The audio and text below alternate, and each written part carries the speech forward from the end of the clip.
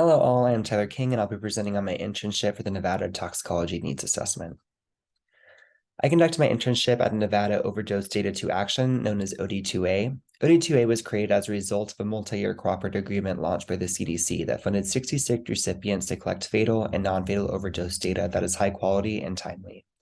Nevada OD2A is working to create a centralized reporting system for overdose data and information in Nevada. My role in this internship was to write a needs assessment for Nevada's toxicology and overdose surveillance system. This was conducted in response to a grant requirement for all OD2A recipients, and this project was facilitated between April 2022 through March 2023. So this is a whole new world that I did not have any exposure to before starting this project. And so my first biggest challenge running this needs assessment was understanding the opioid epidemic. This included conducting a literature review on what other states and countries have done as interventions. And I also had to familiarize myself with the various reporting systems that the state uses. And then I had to make survey questions, and these survey questions were sent to the labs that support the state. These questions focused on methodologies and protocols being used in lab, and also try to understand if there are any obstacles in reporting and what ideal surveillance looks like. And then lastly was meeting with stakeholders. So throughout this project, I was able to join some meetings, which included individuals from the coroner's office, coalition partners, and individuals from the county labs that support the state. So here we have graphs displaying crude rates of opioid-related overdose deaths and opioid-related emergency department visits in Nevada. From 2017 to 2021, there were a 14% increase in the rate of emergency department encounters for opioid-related overdoses in Nevada. And there was a 25% increase in opioid overdose-related deaths. And just know the numbers on the left graph for the ED visits. Individuals that overdose on opioids may refuse EMS transport to hospitals, so this actually made me underestimate the true burden of overdose data. And then additionally, fentanyl analogs have been increasingly more prevalent in return syringe programs in other states, which likely indicates that this opioid-related overdoses and ED visits are expected to increase nationwide. So the toxicology testing structure of the state. So Nevada is one of the only few states without a state toxicology lab. It is supported by 2 county labs and 1 city lab. And then in addition to these jurisdictions, the labs serve the rest of the rural counties in the state.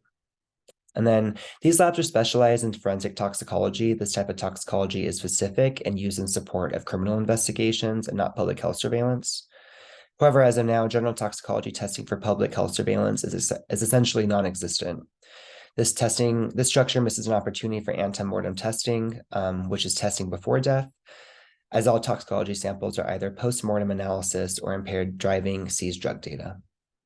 And an overdose is considered a violent death in Nevada. And so post-mortem toxicology in Nevada is sent to a third-party lab known as NMS labs. And public health officials and policymakers rely on current data sets to create policy or to justify additional funding, and this becomes increasingly challenging if you're only using post-mortem data. So reporting in Nevada. In Nevada, we actually have quite a few reporting systems. We use syndromic surveillance, vital records data. We use the state unintentional drug overdose reporting system known as SUITRS, an image trend, and ODMAP. And so at the conclusion of our needs assessment, we found 6 findings. The first finding being that Nevada has a decentralized toxicology system. There's a lack of standardization of testing and centralized reporting.